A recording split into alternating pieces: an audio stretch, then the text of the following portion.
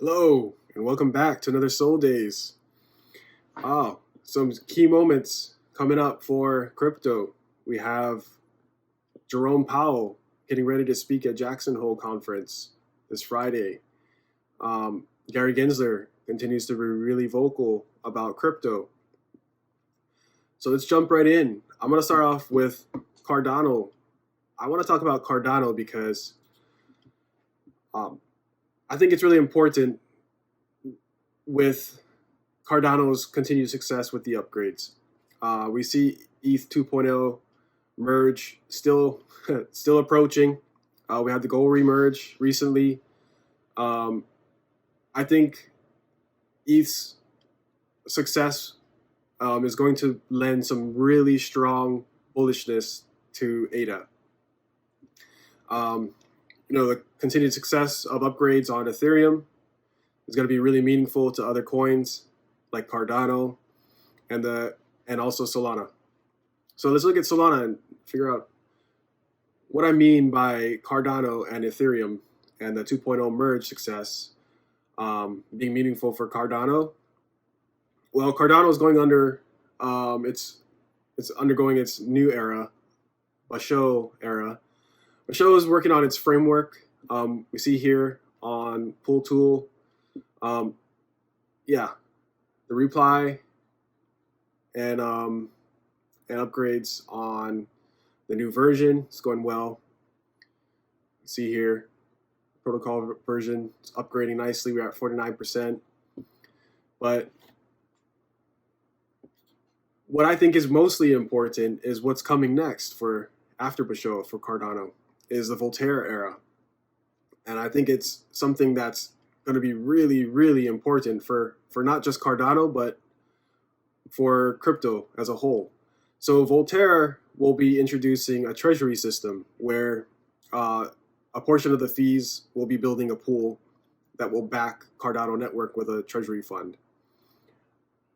I think this is going to be huge, right? Because this, to people outside of crypto, this is kind of a familiar framework of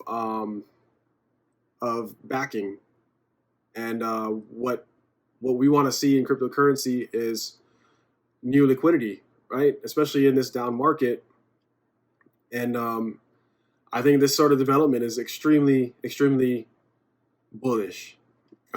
This is going to be huge for Cardano, in my opinion, and as long as Ethereum continues to move along and prove that upgrades on a larger network are a solution and they're possible, Cardano will continue to have and probably have major success coming up. And these sort of moves on Cardano's part, as passing through the Basho area, moving in outside of improved framework into a Voltaire era, which is going to be doing like maintenance and touch-ups on the improved system of Cardano, but also offering some improved delegation processes you see here, and this treasury pool, this treasury fund. What do you think? It's gonna be huge. A couple of key notes though on the Voltaire era and this treasury system. So I wanted to again point back to Ethereum 2.0. We recently heard from the core dev team. They had a meeting. You probably heard about it a couple months ago in June.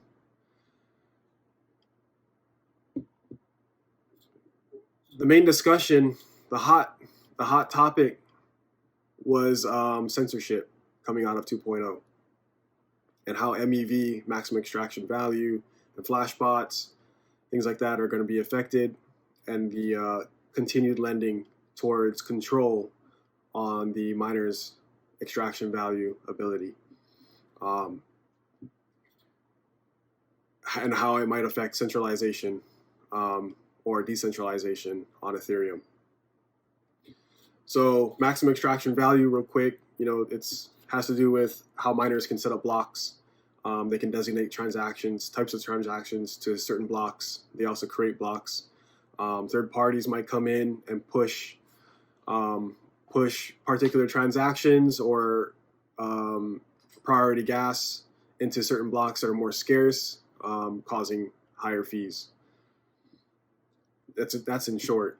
So that obviously leaves a question mark for decentralization on Ethereum.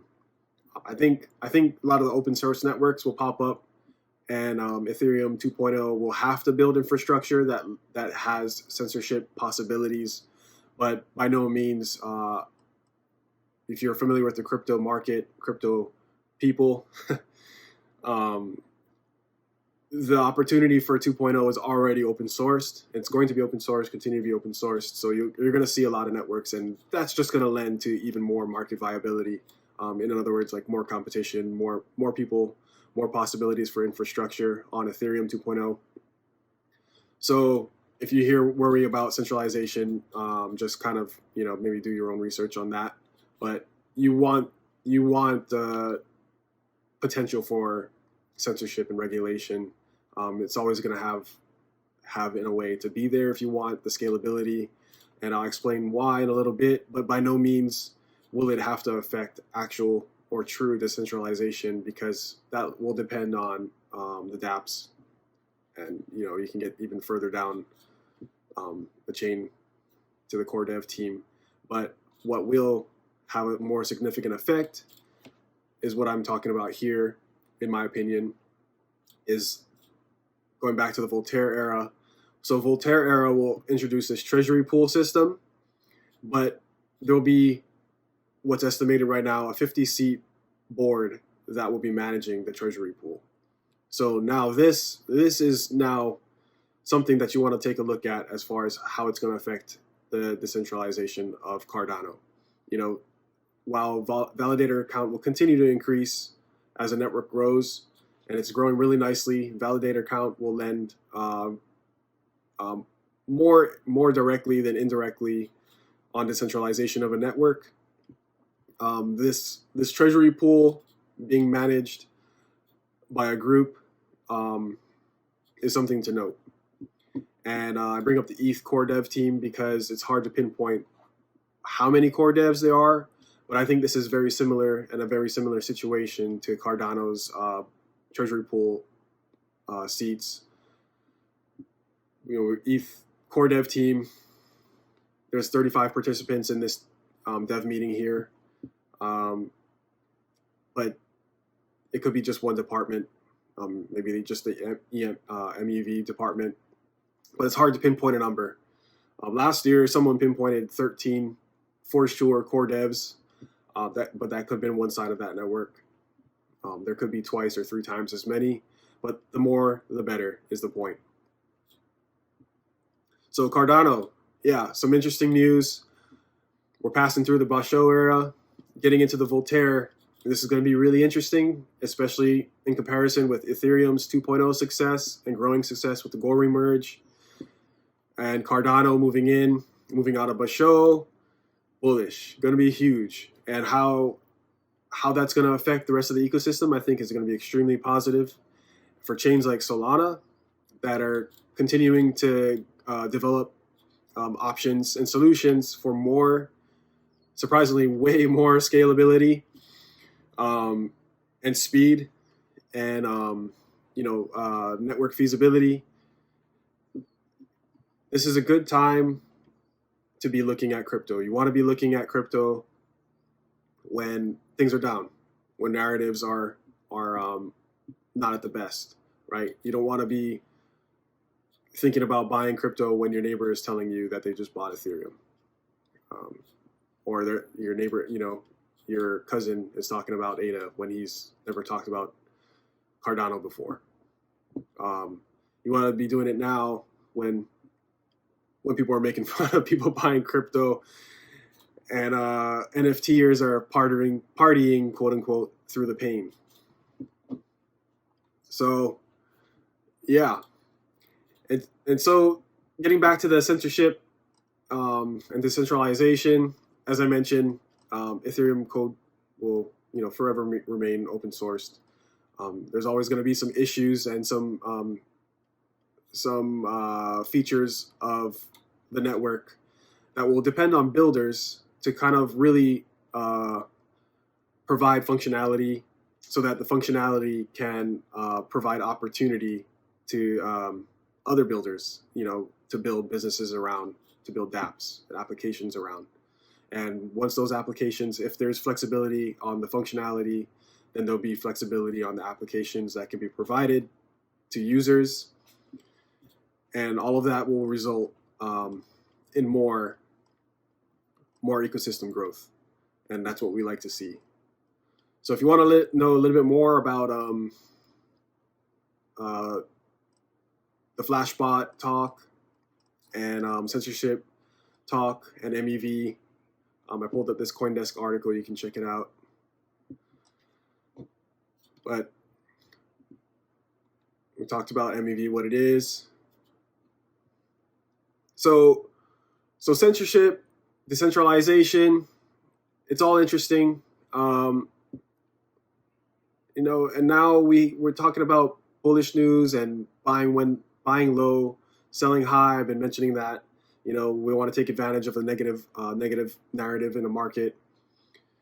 So we hear a lot of talk about options and how they're going to affect the market and how it's affecting the market arguably right now with speculation and everybody,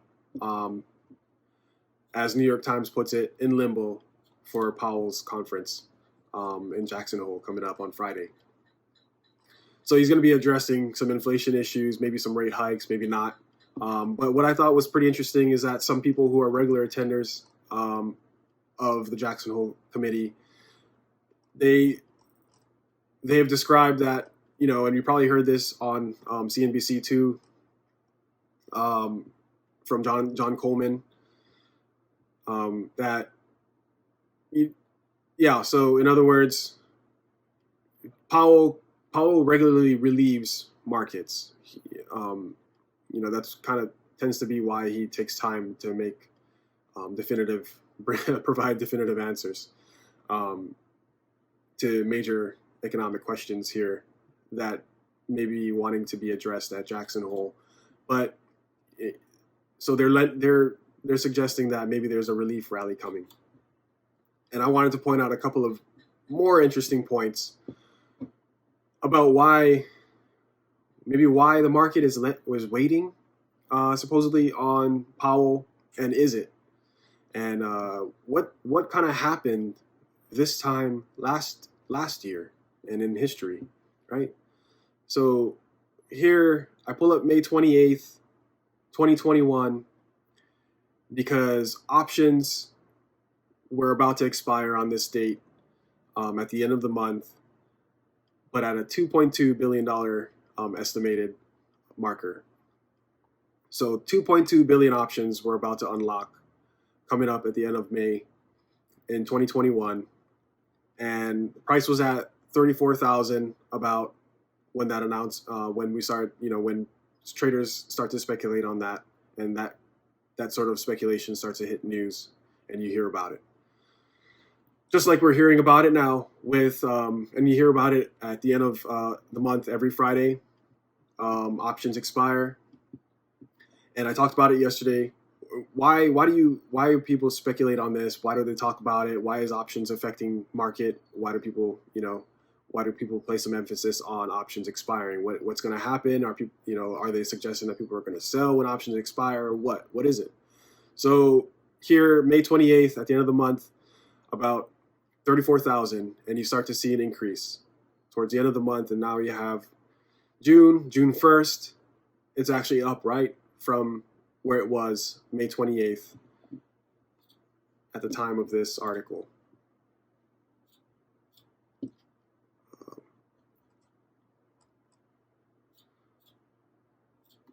At the time of this article,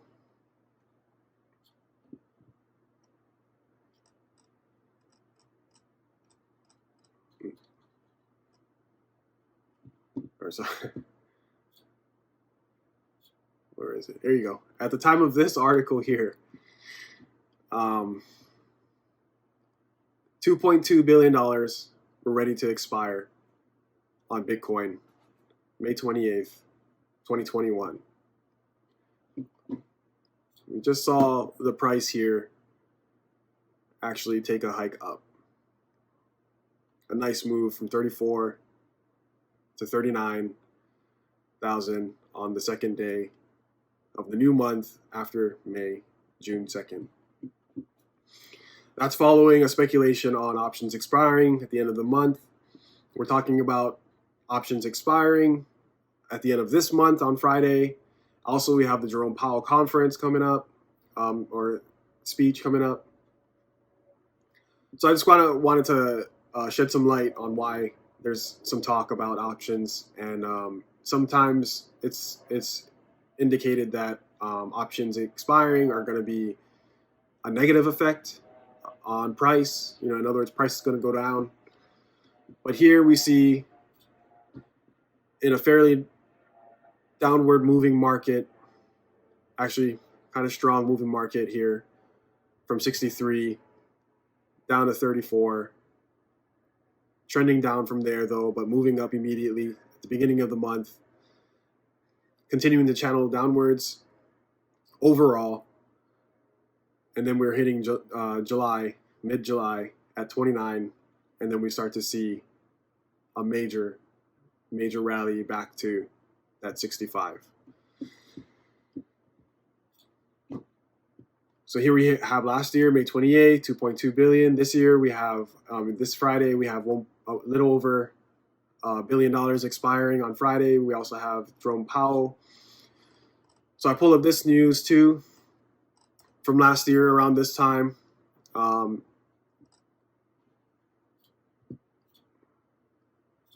But so why do we? So what else was going on in the market around this time? Maybe it wasn't just. I'm not saying it's just options, but I'm just looking at the immediate effect of options here. But then we have an overall negative downtrend in market. So what was the news that was happening at the time, right? So throughout, and this is news happening throughout August 2021, last year. We're in the month of August now. So I just kind of wanted to highlight some points here on a pretty overall negative trend at this time last year. What kind of news was happening before we had that really nice historic relief rally that maybe some people are suggesting will happen after Powell's speech this Friday? Honestly, really not much to look at, right? You had Paxos news, Binance being affected by the verification process, introducing some fiscal moves at the coming of the end of the year in 2021 to supply governmental IDs for certain people. We had the ENS news where ENS really starts kind of hit the market really strong. Although ENS was happening already. You had Lido, Akala Network, Visa buys a CryptoPunk, PayPal launching crypto on its platform. A couple of those, like maybe PayPal, and maybe even Visa buying a CryptoPunk for NFTs was pretty meaningful. But overall, none of this news, in my opinion, suggests it's getting ready. This is gonna spur a major move up, like we saw June, July. So here we have August, and we're kind of rounding off the top here for the midterm in that year. And then we come back down, and then we see a major move upwards. So I'm highlighting this because I think it's very similar to what's happening now. We have a really strong negative trend leading into coming out of August. In August, although arguably this was much nicer time than it is now, but very similar to what was happening in May, June, July. So we have just like a downward trend, but overall just moving kind of sideways. Right now, overall, we're ticking upwards though, but we may in actuality be more like, priced in as far as how much lower we can go. And I want to back up that argument by saying we're priced in because I want to continue looking at options and expand on that point of view. So, with the gold remerge occurring this month, ETH speculation is still trending sideways though. It's not really affecting the market. Vega's Vegas and calls and puts, they're really just not responding, right? Volume is just moving sideways or maybe even ticking downwards slightly. We may be rounding out in some areas, but overall, we're seeing a trend downwards. For options, as I mentioned, options flow on Vegas, on short calls, puts, third-party mids, and things like that. We're just really not seeing much response at all to movements because we're really not having much movement. And what does that mean when we're not really having much movement and really there's no real major response to markets, dumping and pumping?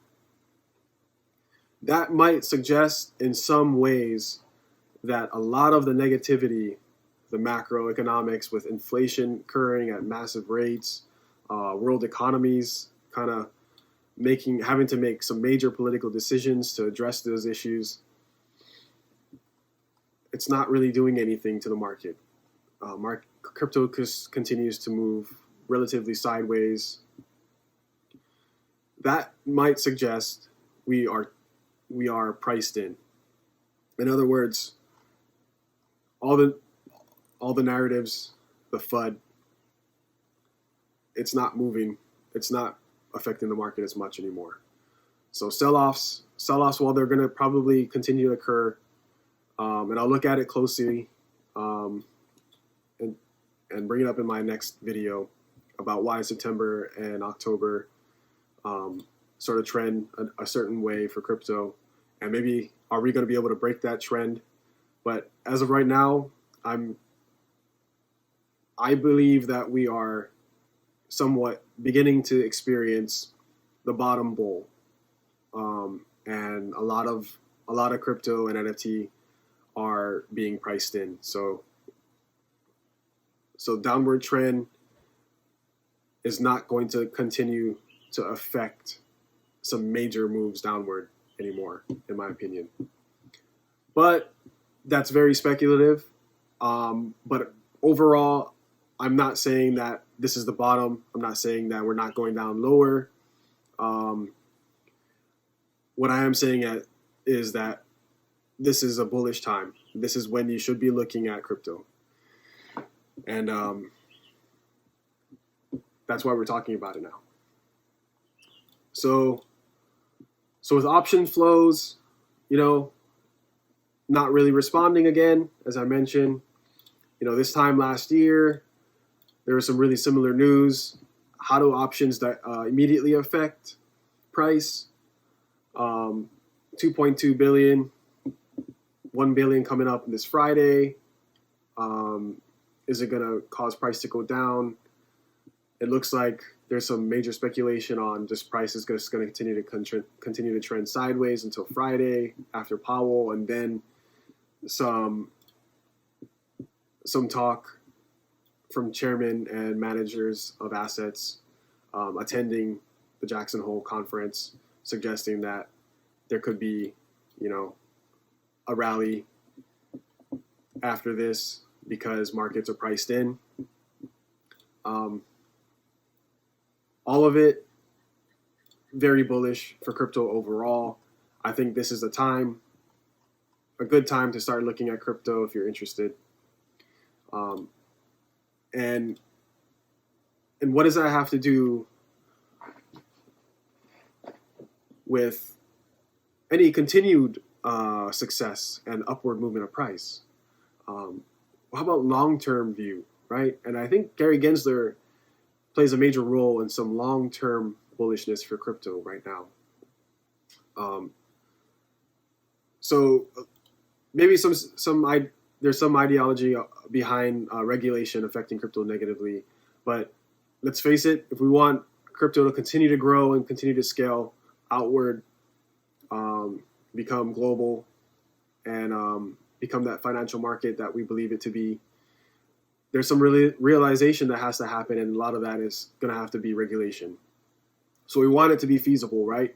And so Gary Gensler, although it comes across as maybe attacking or offensive, Really, I think this is just his way of approaching the market, right? And suggesting that crypto lending requires regulation. We should see more platforms that are growing in the way that will lend themselves to regulation more easily and simply. There's a lot of non-compliance in crypto, right?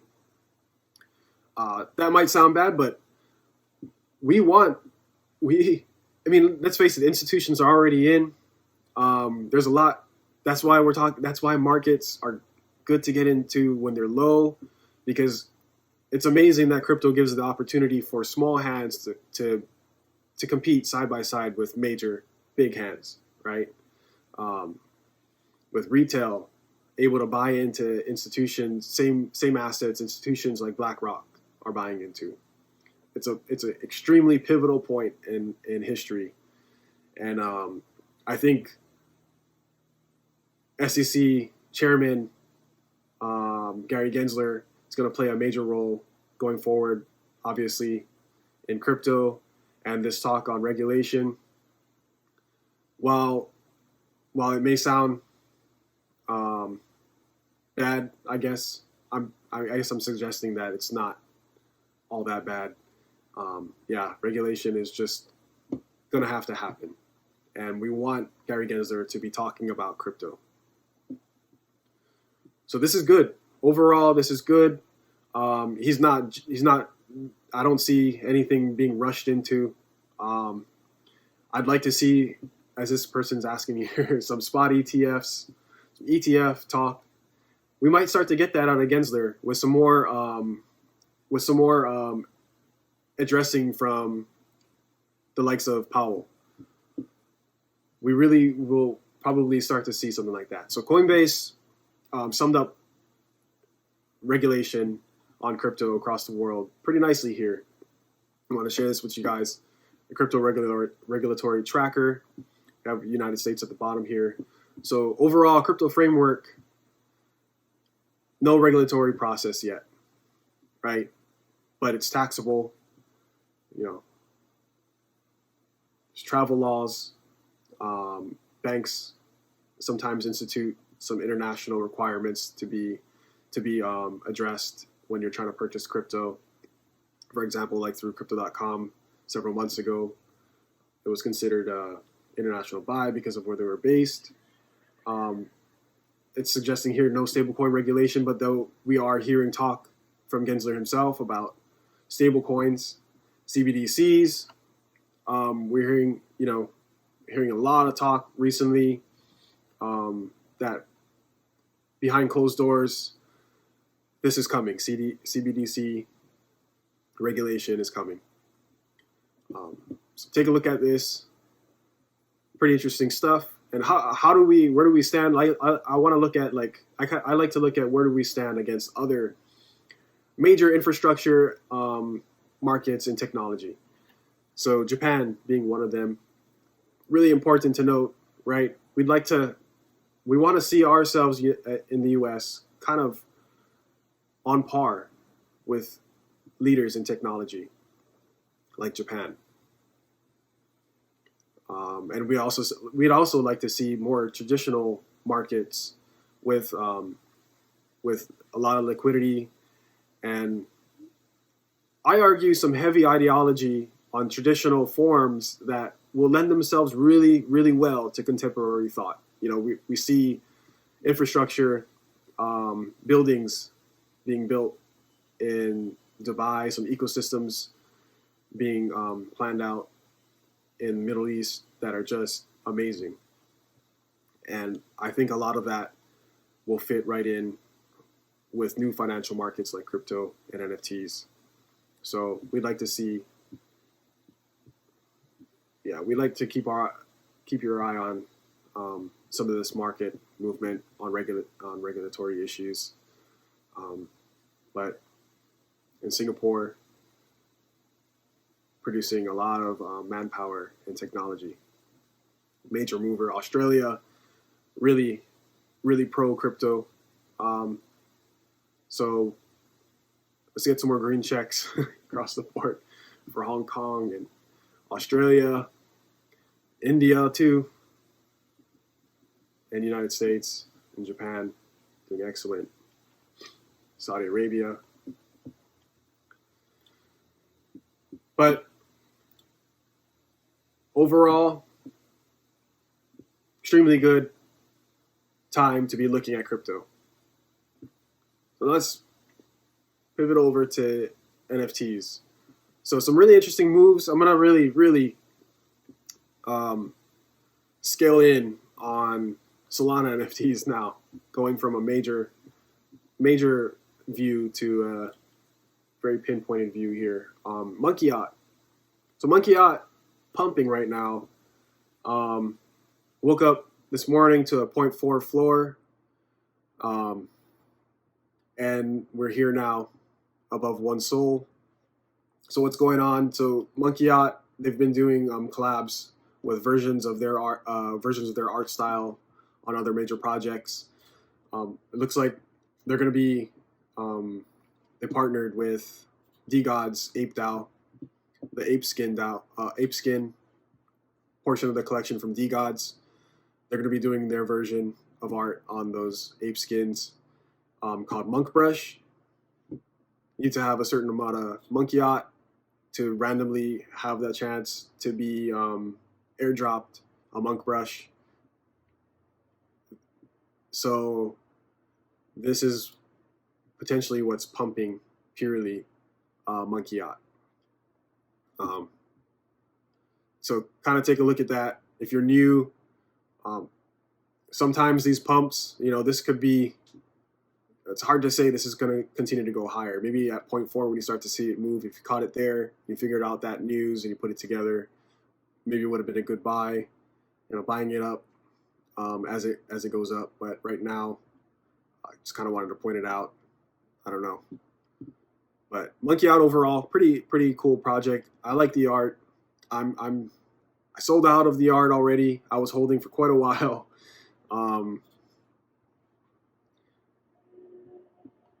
Yeah.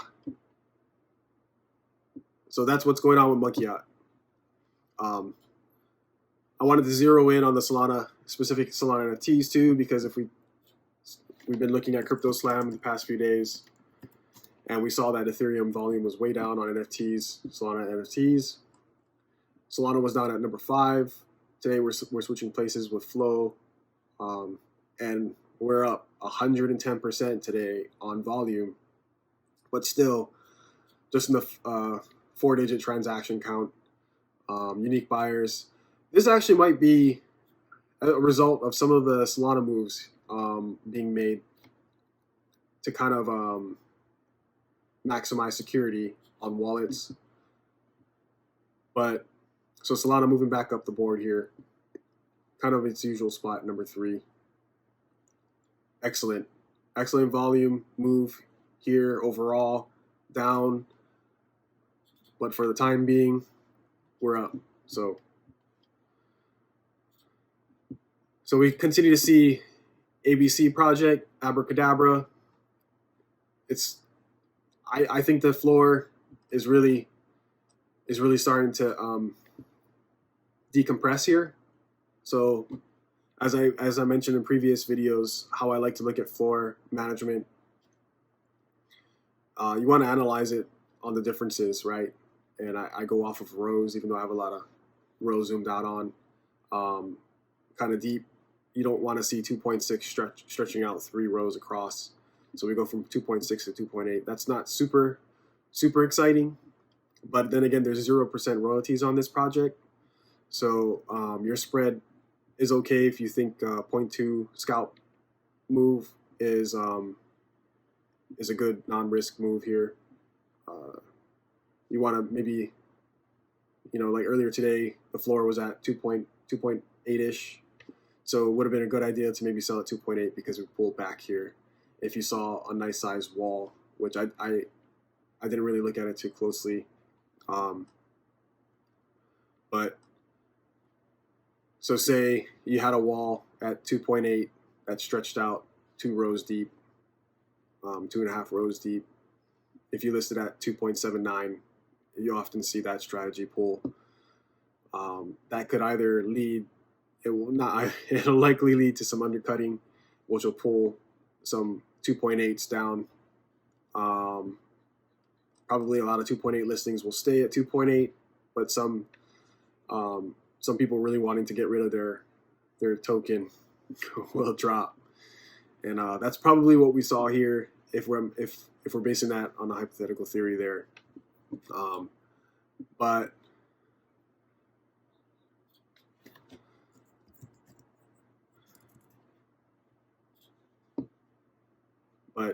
yeah, so you just saw that definition. Veblen good.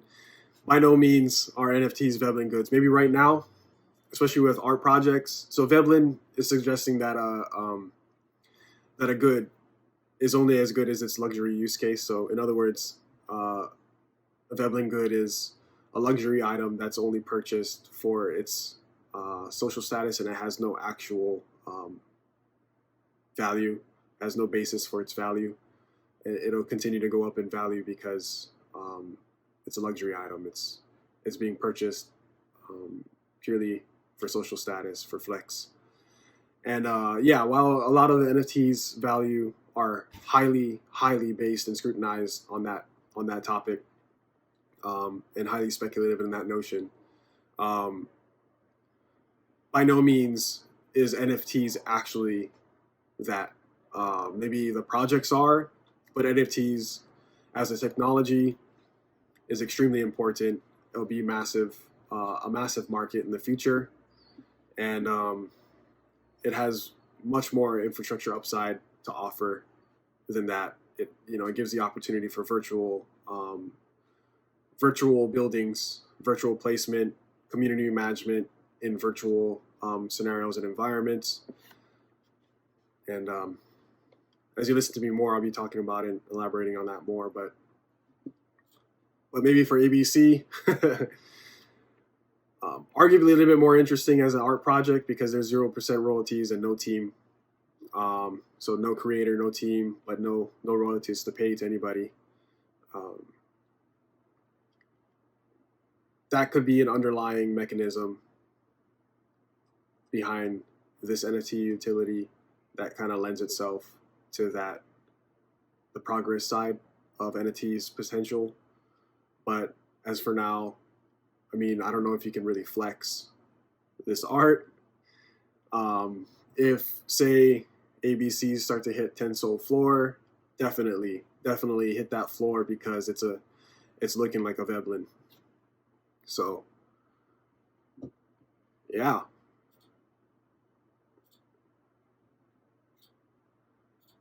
Low Effort Monkey, another interesting project.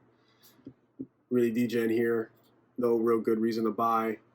If you think typing in Z's in Discord is a Veblen worthy pump, by all means. Seeing your monkey yacht, purely art project. Really interesting though. They're securing some really good partnerships. That's why it's pumping. But overall, Solana NFTs back kind of trending up again today. Probably at the hand of Monkey Yacht. ETH market, NFTs, BendDao.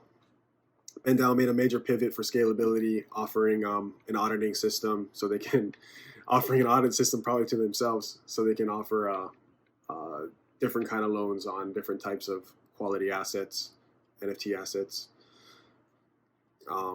So while the crypto market continues to weed out the weaker plays and potential bad business, it's cupping out overall. I pulled up this chart on Cardano, see some downward channel trend overall, long, somewhat midterm.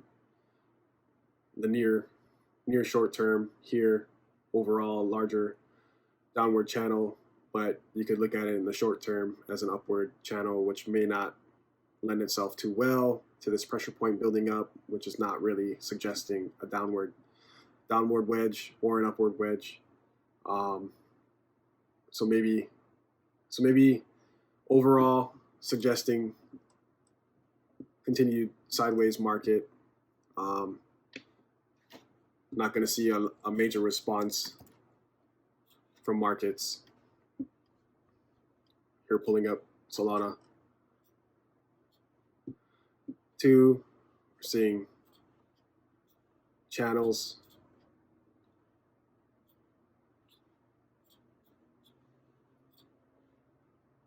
On the move up.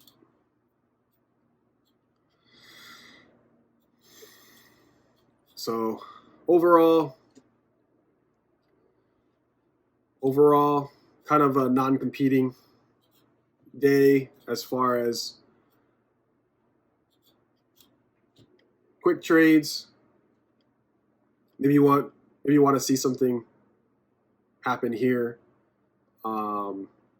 Happen here instead of here. I'd rather see a move here, which will be happening in the next few days. If it continues to trend downward, we'll hit tops around 36, maybe potentially, or just stay at 35. And then again, still seeing this 33 marker target. So this is on Solana. Looking at Solana right now. But as far as long-term view, zooming out on crypto, this is the time when you want to start looking at crypto and NFTs. Buy low, sell high, much easier said than done, unless you're adopting the right perspective and following the smart money. We don't know how long this downtrend could last. Typically, bottoms aren't exactly a V, more like a bowl. So, are we fully priced in? Maybe not fully, but we're definitely seeing some priced in indicators here, and yeah. Could be some really interesting times ahead. Looking forward to it. All right, so have fun, trade safe. We'll see you on the next one. Thank you. Bye. I'm coming up only to hold you under, and coming up only to show you wrong.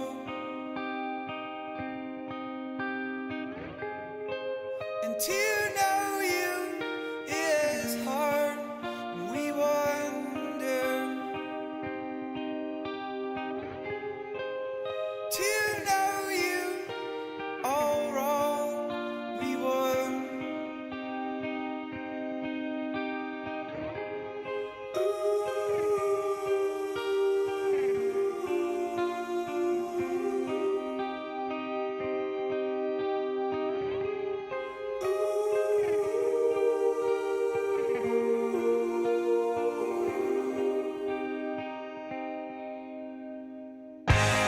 Really too late to call, so we wait for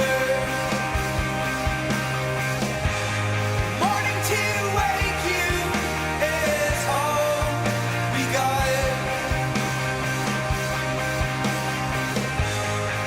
But to know me as hardly golden is to know me all wrong. They would. At every occasion, I'll be ready for the funeral.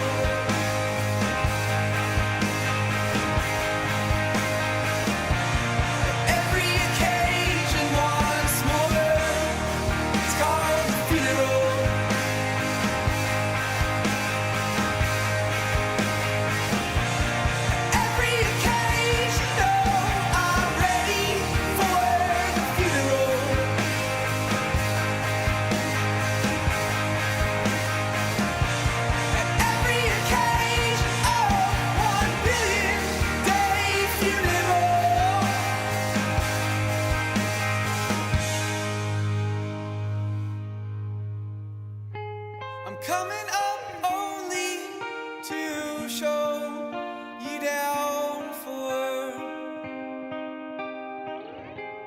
Come